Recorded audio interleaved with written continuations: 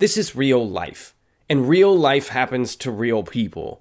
So things can happen both outside of your control, outside of whatever your tenant's control, and it's just like it genuinely could be a no fault situation that if they've got kids and they've got family, they're going to protect themselves the best that they can, whether that's find a pro bono lawyer, whether that's whatever, that try to pierce the corporate veil. It doesn't even have to be malicious, which I think, oftentimes these fraudulent claims can be, and oftentimes it is, but at the same time, it doesn't have to be. It just could be don't see eye to eye and real life happen to a real person.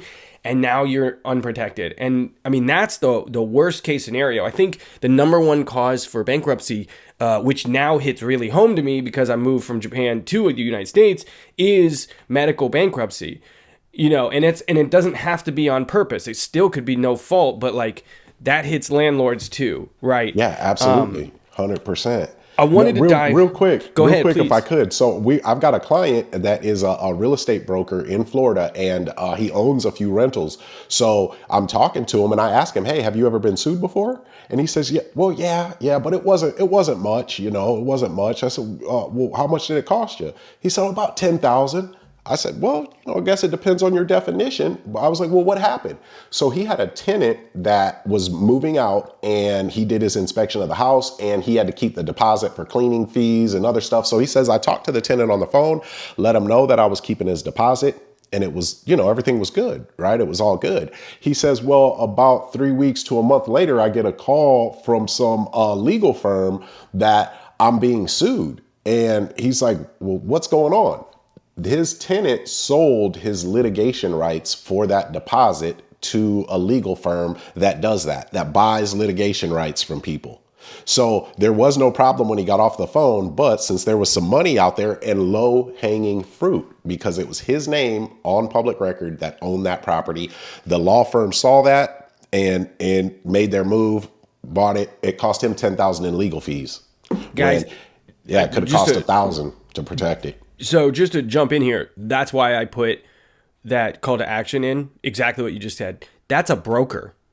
That guy's a broker. He's not a real estate agent. He's a broker, and he still didn't understand some of these tactics, right? I can't remember how many properties you said he has, but I'm assuming it's quite large. You're like, come on, guys. Like this is no-brainer stuff that if it's not this crazy, you jump on it, don't wait. Really seek the people that have information like this, because the rooms that I've been in, the people that I've connected with, there is a trend, and they all seem to say the same things. Your lawyer is going to disagree with you when you bring this up. Your title attorney is going to disagree with you when you bring this up, and inevitably it happens, and then they shy away from actually doing it, and you're like, you were so close to protecting yourself, right? But again, It can be a no-fault situation. That situation you just described there was malicious, and it's crazy to me to a degree that it is even viable to have a business model such as that, where there's like clearly that's not everybody's happy in the transaction, but yet the lawyers know I can do this on pro bono. I only need to win 3 out of 5, whatever, and they do the math on it, and you're like, man, spreadsheet math wins again, right? So I wanted to dive in here. Tell me, you alluded to it a little bit earlier, but talk to me about subject to. Because that's another one. Because a big thing that people talk about is auctions or foreclosures, but subject to is a little bit of a degree twist on that I've seen you talk about, and it's like massive for you guys and incredibly creative. Yes, and incredibly lucrative, honestly. So subject to is simply taking over the existing loan while not becoming personally liable for that debt. However, if we do not make those payments, then we would lose any equity in that property or any money we put into it. So we come in, we don't have to qualify for that loan, jump through those hoops, we can take it over. But for me, I say that we're not buying houses, we're buying problems.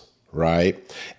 But what I came to understand was that most people that are selling their house, they don't want to anyway. They have to, because something happened in life that now made that house go from a blessing to a burden. whether it's financially or physically. So subject to, and the definition that I just said, where we buy it, we're deeded the house by taking over the underlying debt, but do not become personally liable for that debt. That's the definition of subject to. The Barron's, that's in the Barron's real estate dictionary. So that is what subject to is, and it opens up a whole nother realm of real estate, because now you can buy properties that traditional real estate investors can't. Because think about it. A bank is going to cut you off after a certain amount of loans because of your debt to income ratio. Exactly. It doesn't matter. Right. I have students now that have been cut off by the bank that had investment properties. They wanted to keep going. They're doing fine in life. But according to the bank's math, their debt to income ratio doesn't meet their threshold. So they can't lend them any more money. So now if you can go in and buy a house by solving somebody's problem and taking over that existing loan where you don't have to qualify, you can do that in unlimited amount. And think about it. You can buy houses that have no equity. Or you can even buy houses that are upside down. They owe more than what the house is quote unquote valued at, because according to the statistic you just looked up, after 21 years, real estate has increased 150%. So if it's underwater today, it's a good bet that 5 years from now, 10 years from now, it's not going to be underwater anymore. So as long as I can cash flow while I own it, I'm winning. I'm absolutely winning. So that opens up the world of real estate. And so for us, foreclosures, I'm a foreclosure expert. And then a lot of my community members around the country are really, really good at foreclosures as well. And so we'll get to these people before the auction. That way we're not going to the auction where it's the house, we're buying a house sight unseen. The equity's being bid out of it at every turn, at every bid. That's less and less equity that you're going to get. So we don't have to go through that because we're getting to these people before the auction. And then, especially it being in foreclosure, if it's a government-backed loan, we've gotten even more creative in the sense of now we're utilizing their options that the bank's normally not going to tell them about openly, and the governments are historically bad marketers. So the plans that they have to help people save their homes, they're little known. Not many people know about them. So we'll go in and negotiate with the seller.